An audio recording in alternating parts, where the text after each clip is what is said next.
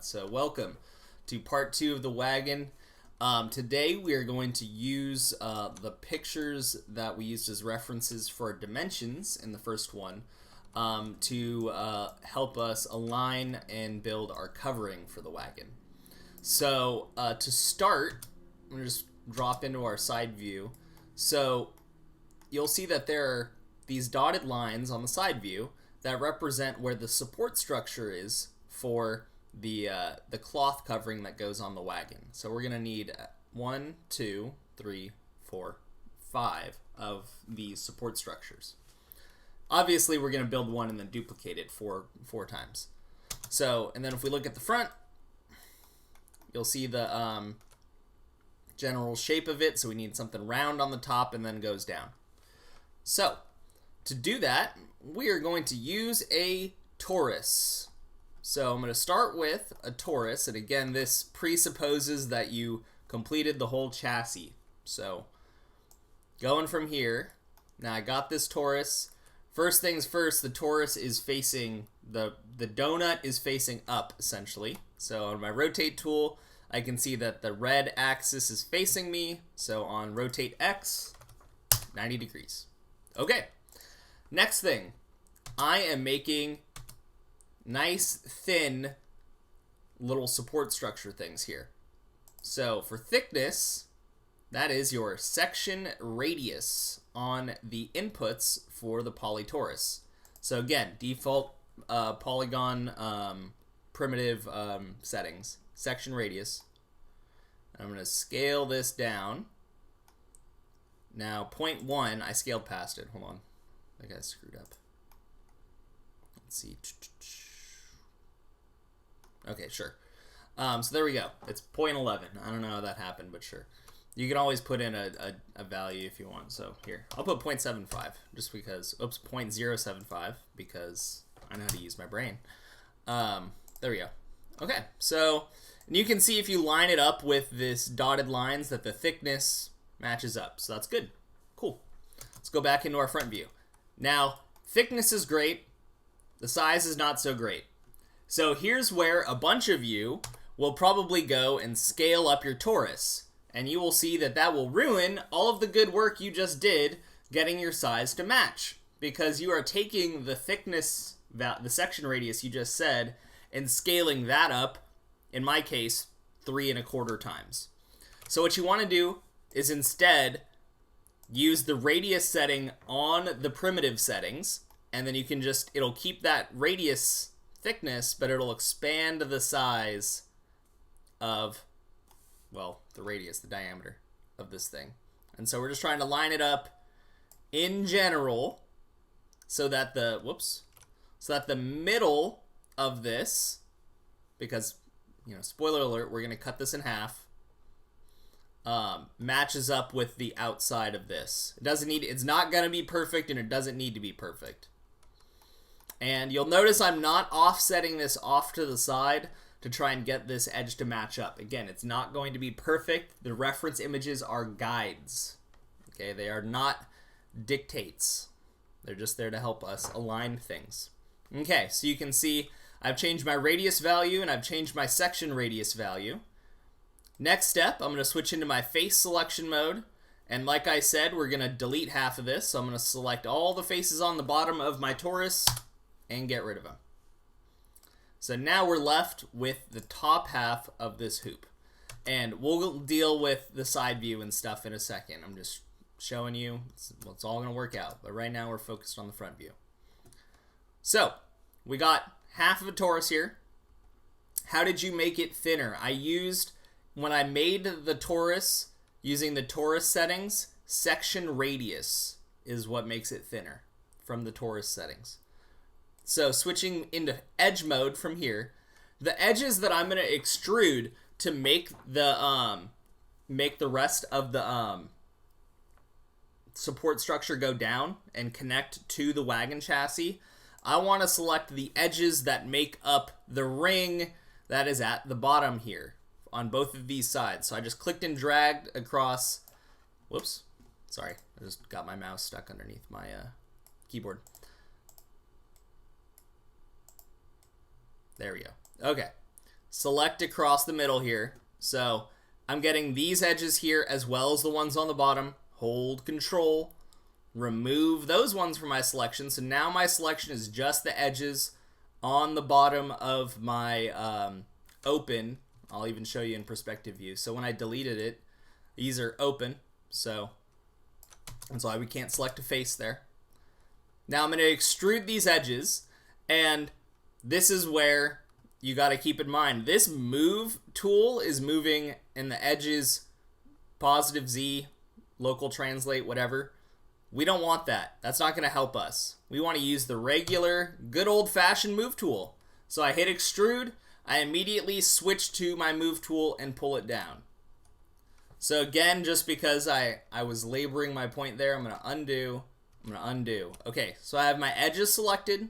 Again, I'm redoing this just to make it clear what the steps are. I hit extrude, immediately switch to the move tool, and then I'm going to bring this down about halfway. Okay? And then I'm going to do it one more time. I'm going to extrude, do the same thing. Move it down. And now we're going to fix these sides individually. It's not super easy to do it symmetrically, in a sense, without turning on the object symmetry settings, which I don't really want to get people messing with right now. So basically all I'm going to say is, I'm going to go into my perspective view now. So I got this object here. I want to make these vertices terminate so that they're inside of this wood block, basically, so we don't see them. So what I'm going to do is select these verts and scale them from the center until it tapers sort of to a point. And this way,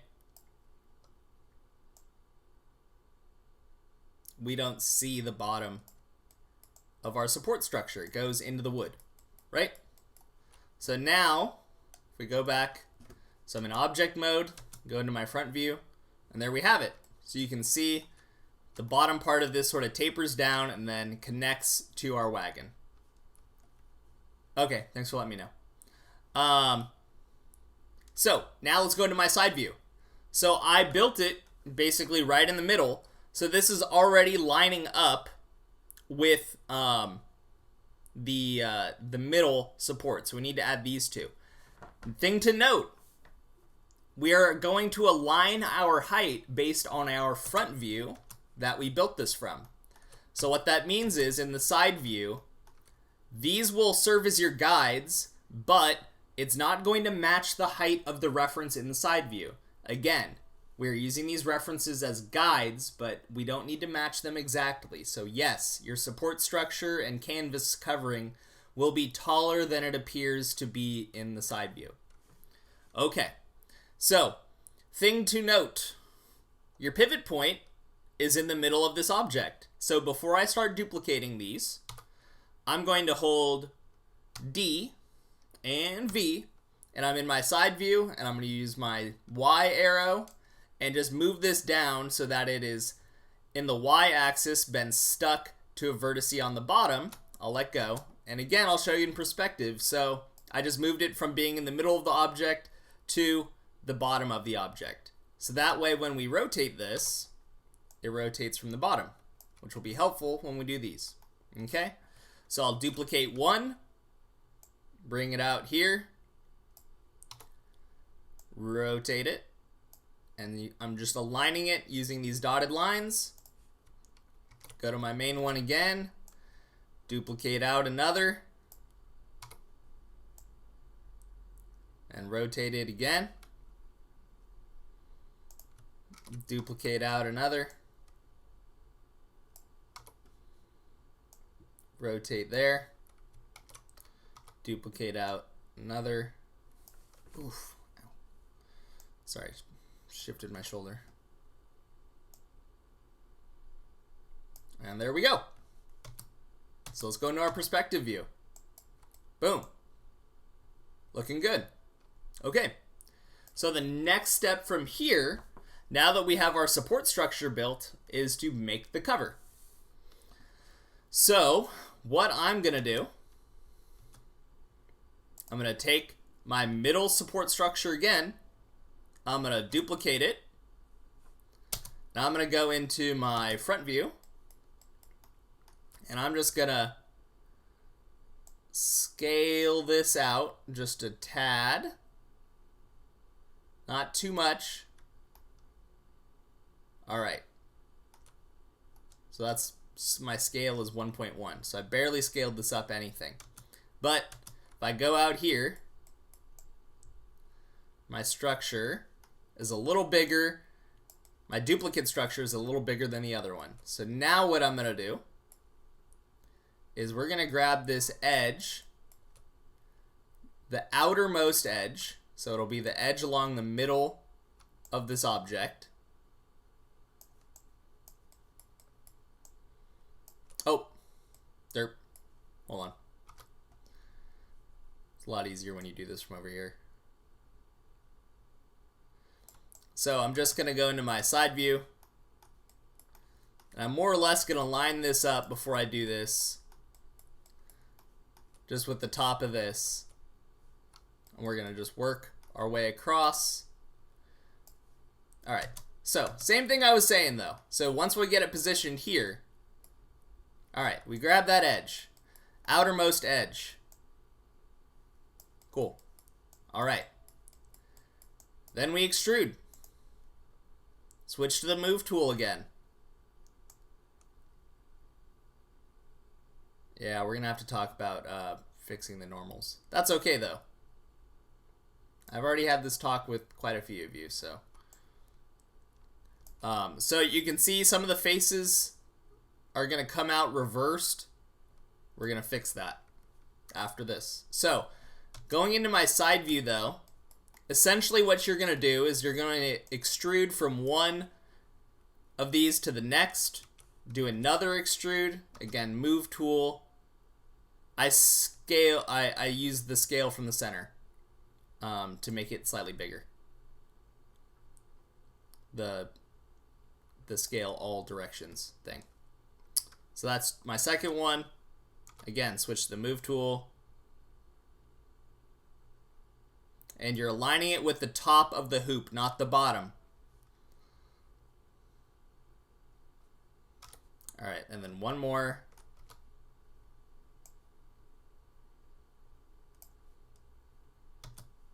Okay.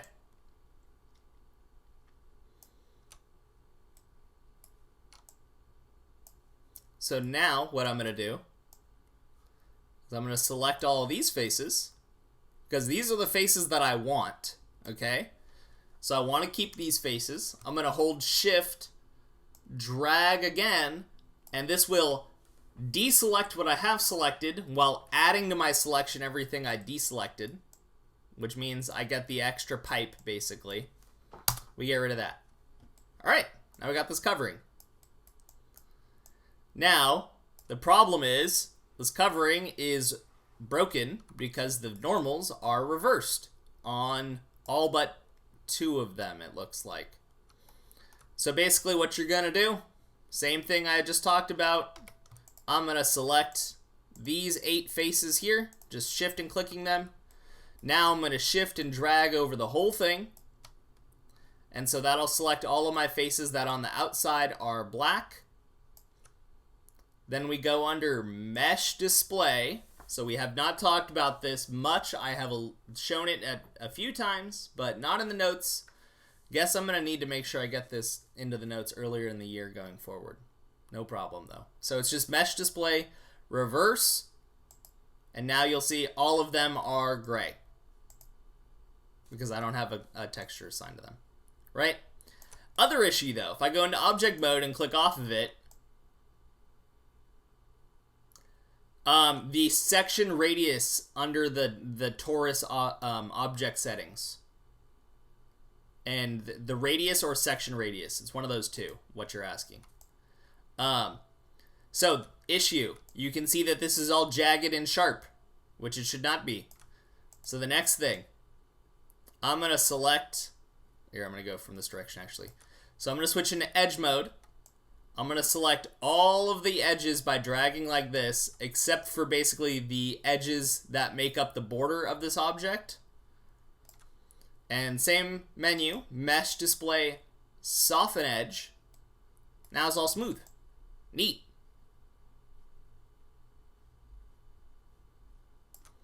Okay, so that brings us to fixing our canvas so that it matches up with our things. So what I'm going to do, edge mode. All right, click off there. So I'm going to click and drag like this because I want all these edges on the outside. Control click and drag to deselect these. Now I have all the edges that make up the front of this. Move my pivot point for that selection down here to the bottom. And what I'll do is first I'm going to move it back at the bottom so that it's basically aligned out in front of my support here. I'm then going to rotate from that point, rotate it,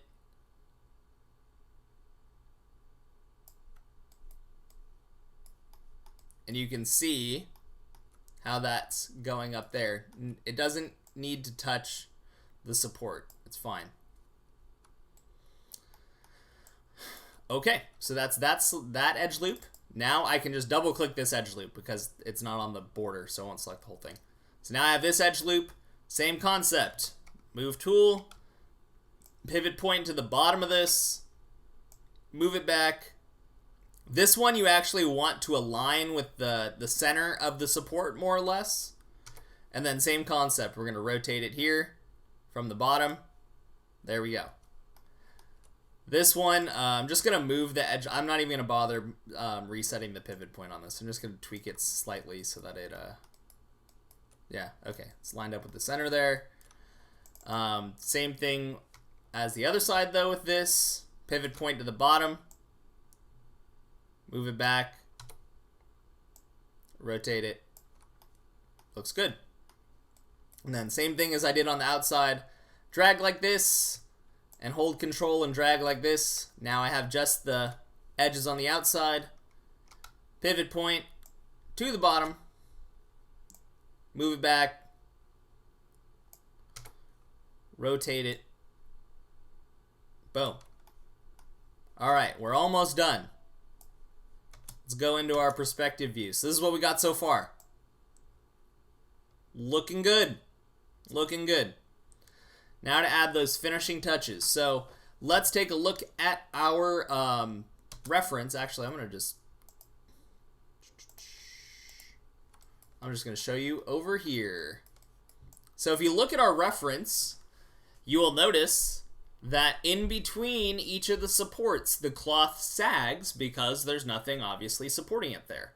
So we are going to add those subtle cloth, sagging in between each of these. So how that's going to look. I want to add 4 and then it'll be hold on. Yeah, so what you're going to do is you're going to add subdivisions for in between each of the supports, and then we're going to move those edges, similar to how we just were tweaking the edges. So let's go back. And this aligns with the concept I was talking about yesterday about working from the gross to the fine. So we have the gross shape of our, the general shape of our canvas, and now we're going to add the detail of the sagging cloth. So I'm going to grab my good friend, the Insert Edge Loop tool, and open up my options, reset my tool. Now we do want multiple edge loops, and I'm going to add 5 edge loops. All right, and so we're going to work one at a time. So I'm going to do this and add those, and I'm going to go to my select tool, go into my side view. So first things first, I'm going to take this loop and move it so that it's aligned close to the support, because again, we don't want it to sag at the support. And same thing with this one.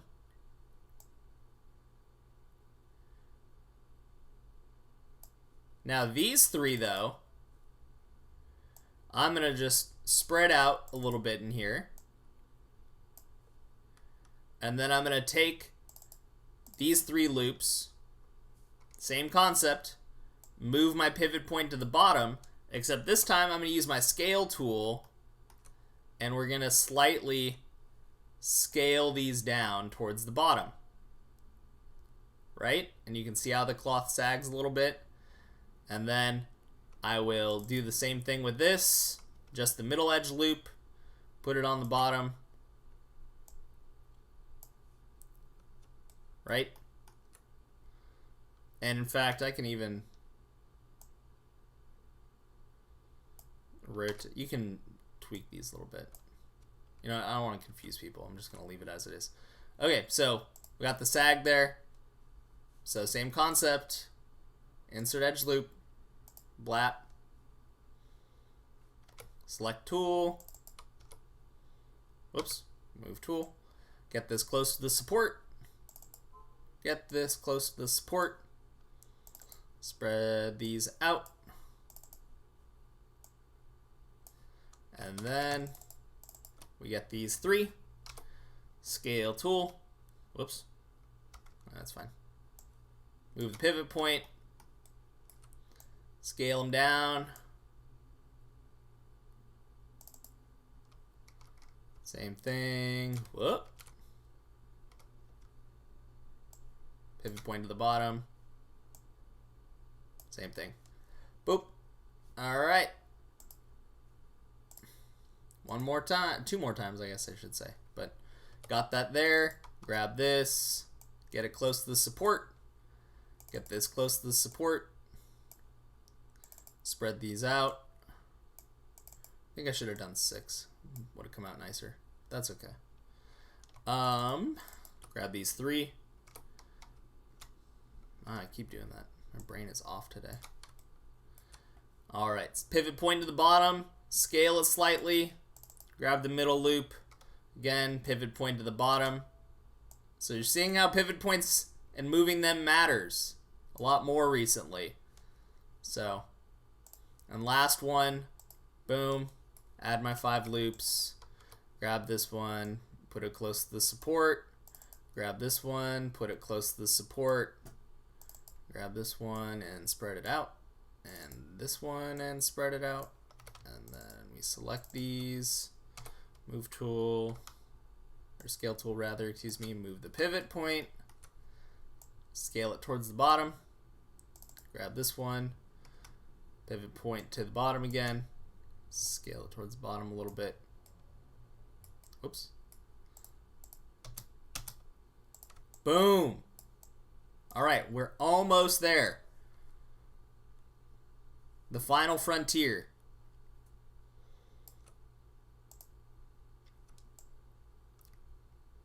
So, what we're going to do now, if I go into my, actually I'll save my perspective view for a second.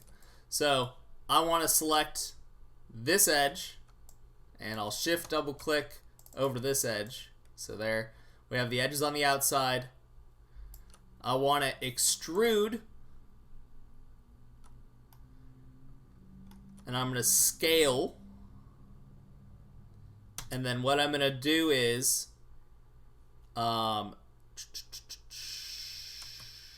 here, if I move my pivot point,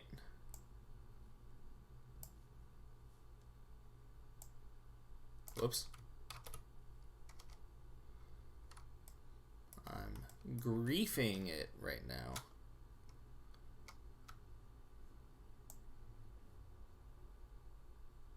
Huh. Okay. That's fine. We'll just actually snap it to this vertex. Whatever. Yep, and then from my top view, okay, there we go. Now it's in the center.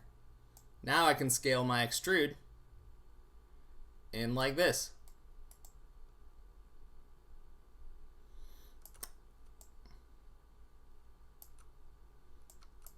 And oh, you know what? Belay that because oh no. I'll do it with an edge loop. Yeah. It's fine. I'll come back to that. Okay, so I'm gonna do the same thing on the back then. First, I'm gonna select here. Shift double click over here, select that whole loop. Let's go extrude. And then scale tool. And then let's from the side. I'll move it down to the bottom here. And then in my top view, I will hold DV, move it to the middle. So now, whoops. Now it's in the center. And then I'll scale it towards the center here.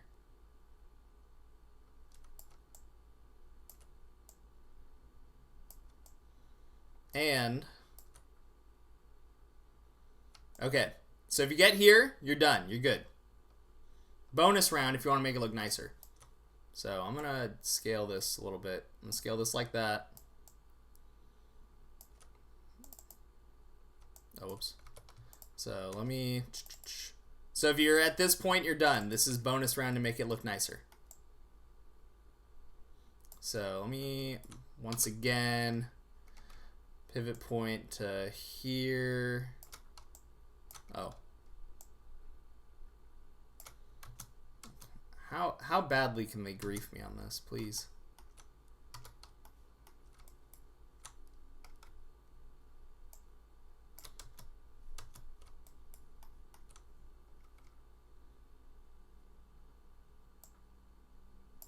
There we go.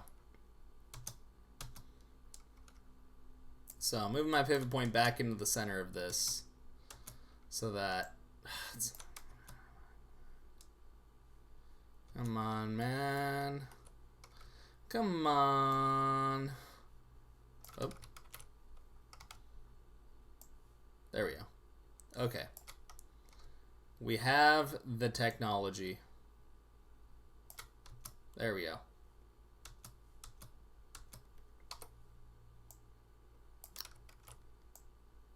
Alright.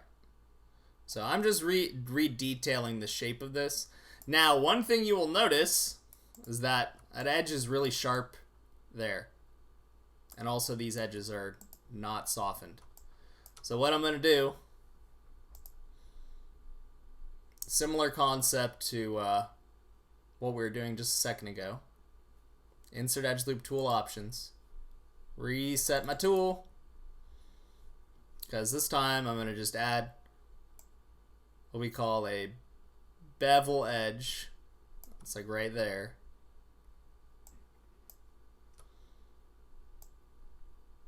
And one right there.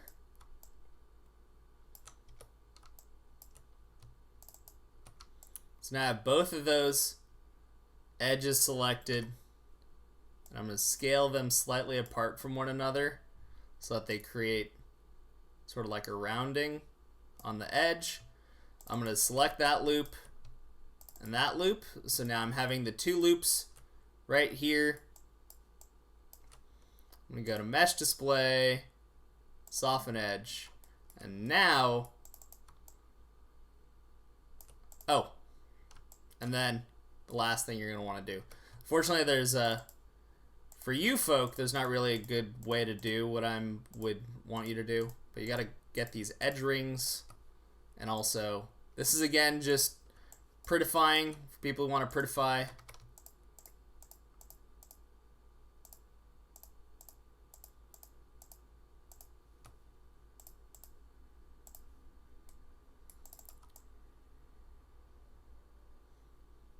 And there it is. I'm going out on the Oregon Trail.